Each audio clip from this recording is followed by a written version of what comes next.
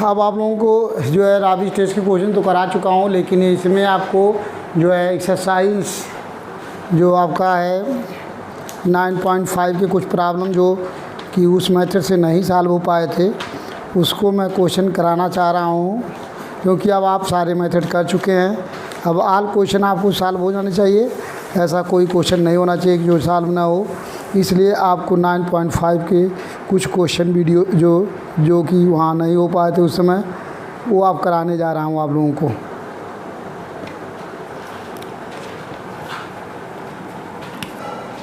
Exercise HK दास 9.5। ये question number है आपका, देख लीजिए, सेकंड है, सेकंड में है। इसे हमें एग्जामिन करना है। एग्जामिन दिया हुआ है एक्सरसाइज में, एग्जामिन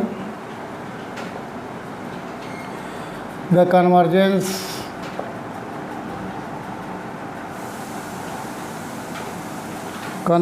और डाइवर्जेंस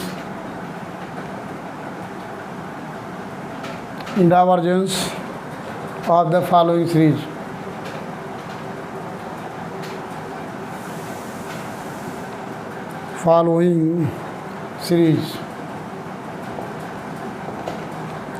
सो देख लीजिए, आपका पहला दूसरा क्वेश्चन कराने जा रहा हूँ। ये आपका 1 + 1 × 2 upon 1 × 3 plus 1 2 3 upon 1 3 5 plus 1 2 3 4 upon 1 3 5 7 plus dot infinite. आपको देख लीजिए ये क्वेश्चन ये कराएंगे, इसको पहले इसको कराता हूँ। बहुत सारे क्वेश्चन जो फंसे हुए थे धीरे धीरे करके करा रहा हूँ। पहले एक क्वेश्चन कराते हैं इसको। ये क्वेश्चन आपका है,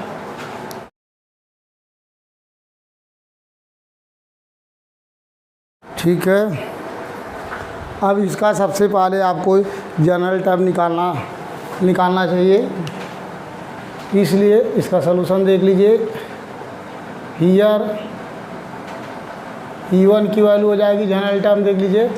पहले टर्म में 1 है, यहाँ 1 2 3 है और यहाँ 1 2 3 4 है, तो वही हो जाएगा 1 2 3 4 और डॉट एन टर्म हो जाएगा। क्योंकि चौथे टर्म में देख लीजिए 1 2 3 4 तक है और एनवां टर्म तक तो एन तक हो जाएगा।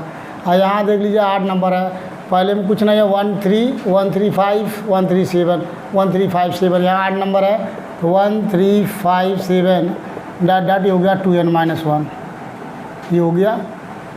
अब इसी में जहाँ n है, n के जगह पे n+1 रखिए, तो un+1 फाइंड कर लीजिए। 1 2 3 4 सो डॉट ये हो जाएगा n के जगह पे n+1, तो यहाँ n+1 हो गया।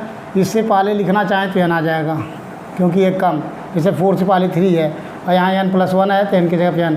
यहाँ भी देख लीजिए 1 3 5 7 और यहाँ n की जगह पे n+1 पुट करेंगे तो यह आ जाएगा 2n+1। अगर इससे जस्ट पहले लिखना हो तो ये 2n-1 हो जाएगा, क्योंकि उससे बिफोर वर्ड है, तो ये डॉट बीच में है। तो बाई डीएलम्बर्ट रेशियो टेस्ट देख लीजिए। Limit n tend to infinite, ये हो गया आपका, ये है आपका UN+1 upon UN। So limit n tend to infinite UN+1 की वैल्यू यहाँ पुट करेंगे 1 2 3 4 dot n into n+1 divide by, ये हो गया आपका 1 3 5 7 डॉट 2n-1 और ये हो गया आपका 2n+1। अब यहाँ बटे E1 करेंगे, प्लट के ऊपर चला जाएगा, जब प्लट के ऊपर जाएगा तो यहाँ हो जाएगा 1 3 5 7 डॉट 2n-1 डिवाइड बाई, ये हो जाएगा आपका 1 2 3 4 डॉट आपका n ब्रैकेट बंद। अब देख लीजिए यहाँ से लेके यहाँ तक ये कैंसिल, ये इससे कैंसिल हो जाएगा और यहाँ से 1 3 5 2n-1 कैंसिल, ये पूरा कैंसिल। तो बच क्या रहा आपका, limit n tend to infinite ये हो गया आपका n+1/2n+1 बच रहा है। ये चीज़ हुआ है। अब जहाँ जहाँ n है n कॉमन ले लीजिए। So limit n tend to infinite, n common हो जाएगा तो ये हो जाएगा आपका 1+1/n। यहाँ से n कॉमन 2+1/n, n से n कैंसिल, और जहाँ जहाँ n है n के जगह इनफाइनाइट पुट कर देंगे तो ये हो जाएगा 1+1/इनफाइनाइट, और ये हो जाएगा 2+1/इनफाइनाइट।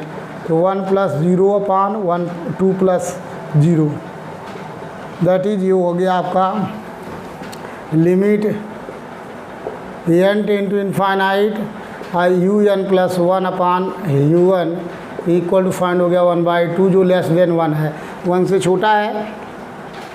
1 से छोटा केस में ये हो जाएगा आपका convergent. Hence the series sigma u1 is convergent.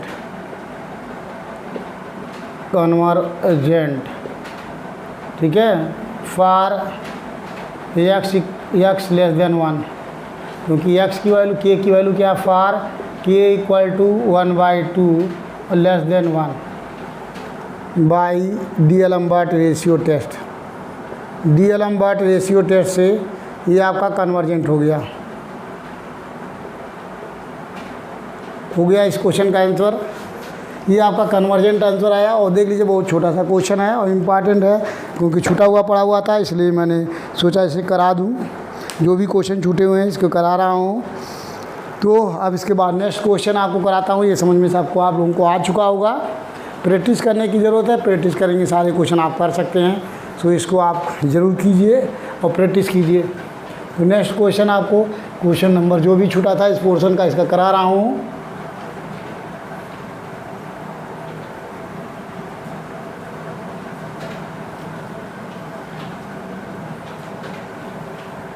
Question number इसका है, अब इस जो है सब एक्सरसाइज के क्वेश्चन छूटे हुए थे। क्वेश्चन नंबर 6 में क्या है, 1 + 2 + 2/1 + 2² + 3/1 + 2⁵ plus dot dot infinite terms हैं। तो यहाँ भी सबसे पहले इसका जनरल टर्म निकालेंगे। देख लीजिए, हियर एवरी क्वेश्चन का सलूशन में जनरल टर्म निकालेंगे। तो E1 मीन्स देखिए पहला 1 2 3 है, तो n में आ जाएगा n/1 + 2⁵, पहले टर्म में 2⁵1, दूसरे में 2⁵2 और 3, ये हो जाएगा 2n। ये फाइंड हुआ। अब इसी में जहाँ जहाँ n है इनके प्लस n+1 लगाएंगे। ये हो गया n+1/1 + 2⁵n+1। अब by D'Alembert ratio test, D'Alembert ratio test लगाएंगे। So limit n tend to infinite अब un+1/un, that is limit n tend to infinite un+1 की वैल्यू हो गई n+1/1 + 2⁵n+1। ये हो गया। और डिवाइड करेंगे तो पलट जाएगा, ये हो गया 1 + 2⁵n डिवाइड बाई n, ये हो गया। So limit n tend to infinite, और यहाँ से देख लीजिए ऊपर से n कॉमन हो जाएगा तो 1+1/n। यहाँ से इसको लिख सकते हैं 2⁵n कॉमन ले लीजिए। यहाँ से 2⁵n कॉमन होगा तो 2n कॉमन लेंगे तो यहाँ आ जाएगा, देखिए 1/2⁵n, और यहाँ बचेगा 2, और ये हो गया। यहाँ भी 2n कॉमन तो 1 + 1/2⁵n divide by n, 2n cancel, n से n कैंसिल, और जहाँ जहाँ n है इनफाइनाइट पुट कर दीजिए तो 1+1/इनफाइनाइट, ये हो जाएगा 1+1/इनफाइनाइट डिवाइड बाई, ये हो गया आपका 1/2⁵इनफाइनाइट + 2, ये हो गया ये आया। तो 2⁵इनफाइनाइट मीन्स इनफाइनाइट n+0, ये भी हो गया 1+0 डिवाइड बाई, ये हो गया इनफाइनाइट, ये आ गया, ये हो गया 1/इनफाइनाइट वन अपान इनफाइनाइट मीन्स ये हो गया 0, 0 + 2 ये आया, दैट इज आ गया आपका 1/2। तो जो लेस देन 1 आ गया, देख लीजिए limit n tend to infinite un + 1 upon u1 equal to 1/2 less than 1। तो hence the series sigma u1 is convergent for k equal to 1/2 less than 1 by D'Alembert ratio test।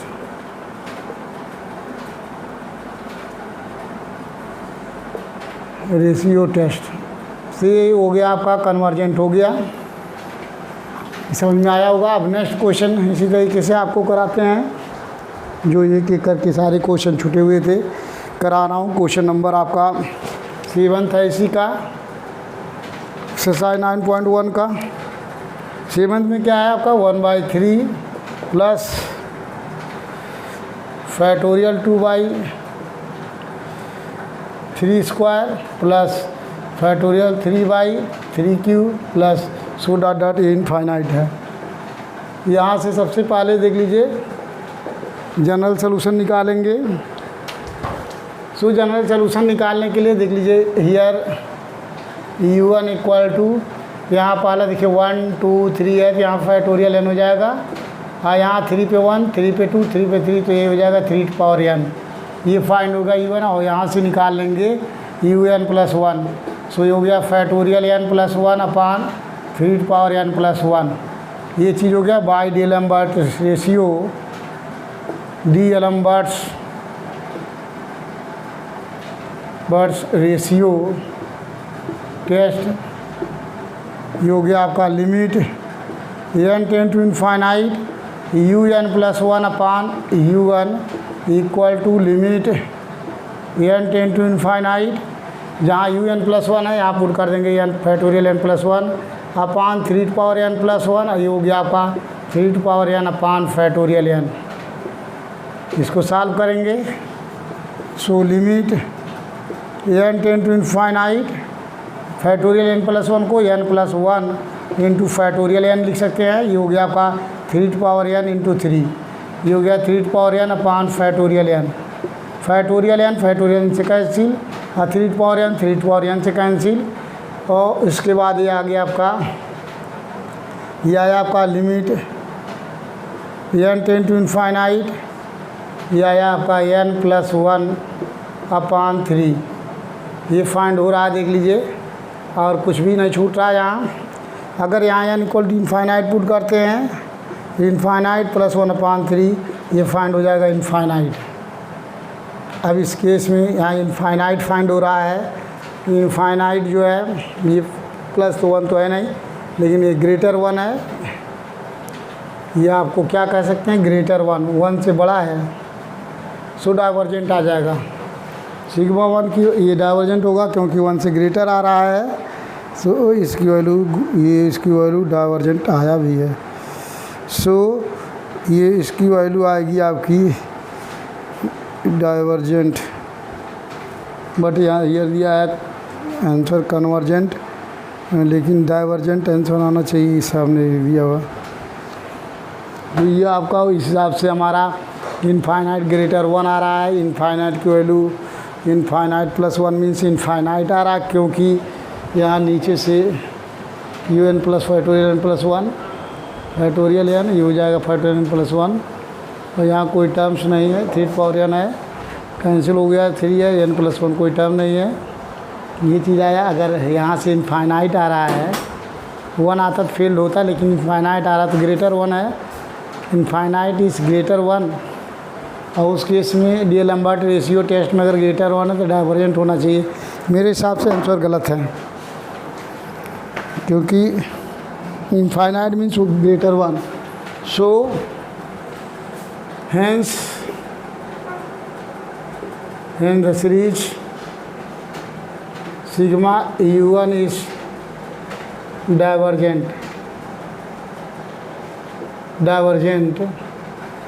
for k equal to infinite >1 by D'Alembert ratio test, ratio test से आपका ये divergent हो गया। Book में convergent दिया but हमको question गलत लग रहा है आंसर।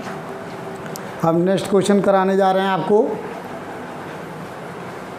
देख लीजिए इसी के जो क्वेश्चन छूटे हुए हैं, एक्सरसाइज 9.5 के वही क्वेश्चन करा रहा हूँ। एक और क्वेश्चन है, इसमें क्वेश्चन तो बहुत है।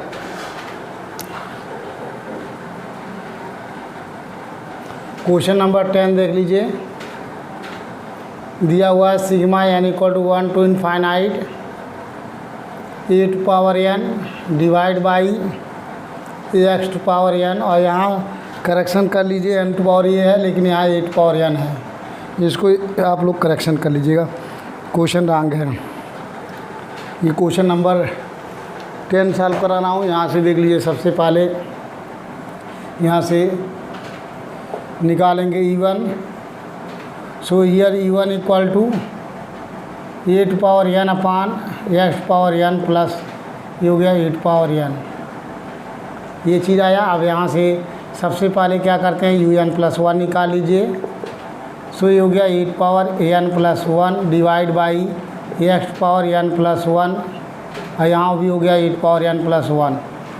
ये बुरी जगह से सबसे पहले मैं देखना चाहता हूँ कि इसमें जो क्वेश्चन है आपके,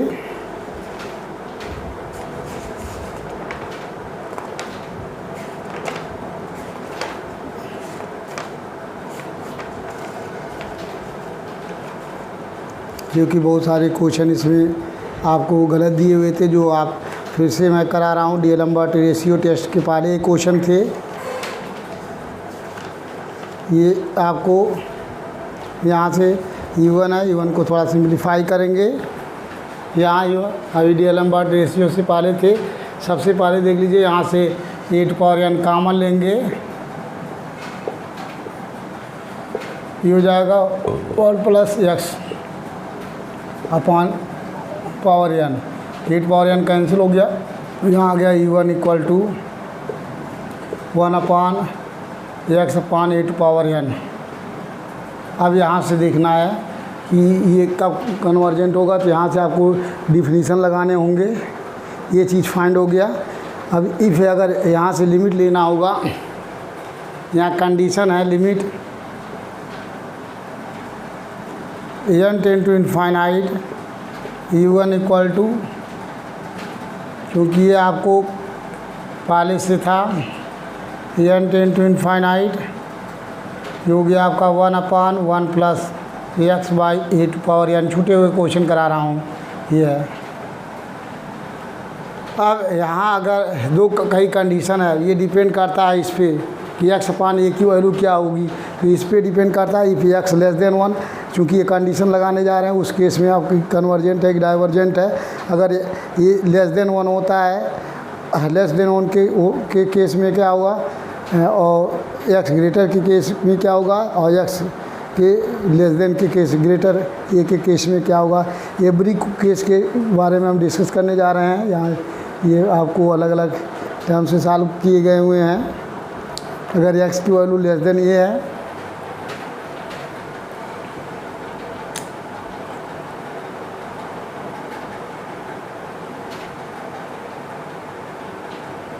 यहाँ आपको इफ़ पहला नंबर इफ़ कंडीशन है x upon A less than a 1, that is x less than a. यदि एक्स अपान ए लेस देन 1 हो, that is x less than a, then limit n tend to infinite, then U1 equal to, ये हो जाएगा आपका limit n tend to infinite 1 upon 1 plus, ये हो गया x by a less than 1 आ जाएगा। Less than 1 means x less than a, इसकी वैल्यू लेस देन ए हो जाएगी। तो ये एक इस केस में limit n tend to infinite 1 upon x by a, और एक्स बाई की वैल्यू आ जाएगी जब लेस देन 1 है। ऐसे केस में जो है लेस देन 1 आ जाएगा, तो 1 से छोटा होगा। और पावर यानी देख लीजिए यहाँ से x by a less than 1, that is x less than a. जब x बाई की वैल्यू 1 से छोटा होगा, 1 से छोटा, ये बहुत छोटा है, ये लेस देन 1 है, 1 ये हो गया आपका, देख लीजिए x upon A to power n है। और यहाँ देख लीजिए x अपान ए लेस देन 1 है, तो इसका पावर जो लगाएंगे पावर ऑफ n, ये 10 टू हो जाएगा, लेस देन 1 ये हो जाएगा 0, क्योंकि डिफिनीशन होता है, हमने फार्मूला इंपॉर्टेंट लिखवाया हूँ, limit n tends to infinite x to power n equal to 0 if x less than 1, x less than 1 के वाले केस में 0 हो जाएगा। जब ये 1 से छोटा है तो इसकी वैल्यू हो जाएगी 0। तो इस केस में आ गया आपका, देख लीजिए 1 अपान 1 प्लस 0, दैट इज आ गया 1। तो limit n tends to infinite e1 equal to 1 आ गया। ये बाई काची फंडामेंटल टेस्ट से 0 नहीं है, not 0, by Cauchy fundamental test e1 सिग्मा e1 इज डाइवर्जेंट, ये आप डाइवर्जेंट हो जाएगा by Cauchy fundamental test. Hence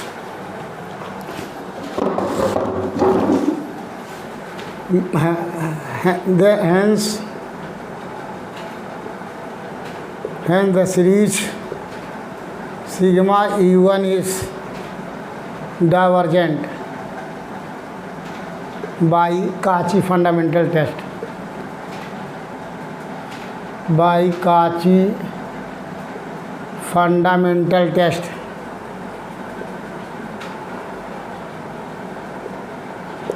test for divergence, इससे ये हो गया आपका डाइवर्जेंस। अब सेकेंड मान लेते हैं कि x अपान ए ग्रेटर बना रहा है, इफ सेकेंड नंबर इसी में है, क्योंकि आपको 3 वैल्यूज हो सकते हैं, यदि आपका हो सकता है पहला वैल्यूज हो सकता है लेस देन 1 और फिर इक्वल हो सकता है। इक्वल पे अगर हम लेते हैं if x upon a equal to 1, that is x equal to a हो जाए, देन देख लीजिए limit n tends to infinite u1 equal to ये हो जाएगा limit n tends to infinite, ये हो गया आपका x इक्वल टू ये हो जाएगा, तो ये आ गया आपका 1 प्लस 1 दैट इज 1/2, ये आ गया 1/2। तो limit n tends to infinite u1 equal to 1/2, यहाँ भी कैन नॉट इक्वल टू 0 है, तो यहाँ भी काची फंडामेंटल टेस्ट से डाइवर्जेंट हो गया इस केस में। Hence the series sigma u1 is divergent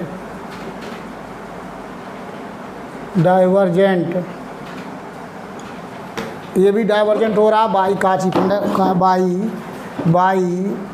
fundamental test, by Cauchy's fundamental test for divergence. Cauchy fundamental for divergence, Cauchy fundamental test से डाइवर्जेंस हो गया जब x इक्वल टू 1 पे। थर्ड नंबर आपका देख लीजिए, if x by a greater 1 than इसकी value 1 से बड़ा हो, so limit n tends to infinite u1 equal to limit n tends to infinite, ये जब बड़ा हो जाएगा आपका, तो ये देख लीजिए 1 upon 1 plus x upon A to power n, जब 1 से बड़ा होगा तो इन्फाइनाइट हो जाएगा, ये हो गया 1 अपान 1 प्लस ये हो गया आपका infinite, that is 1 upon infinite, 1 upon infinite mean 0। तो ये बाई नेसेसरी कंडीशन ये हो जाएगा कन्वर्जेंट। देख लीजिए ये हो गया 0 आ गया, तो hence the series sigma u1 is convergent by necessary condition.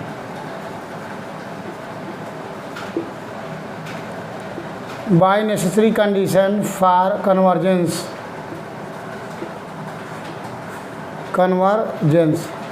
By necessary condition for convergence से सिग्मा e1 इज कन्वर्जेंट हो गया। ये छूटा हुआ क्वेश्चन था इसलिए आप लोगों को कराया हूँ। अभी और भी बहुत सारे छूटे हुए हैं जो क्वेश्चन आपको करा रहा हूँ। एक और लास्ट क्वेश्चन इसमें कराएंगे। अब आप इसके बाद आप लोग खुद से कीजिएगा।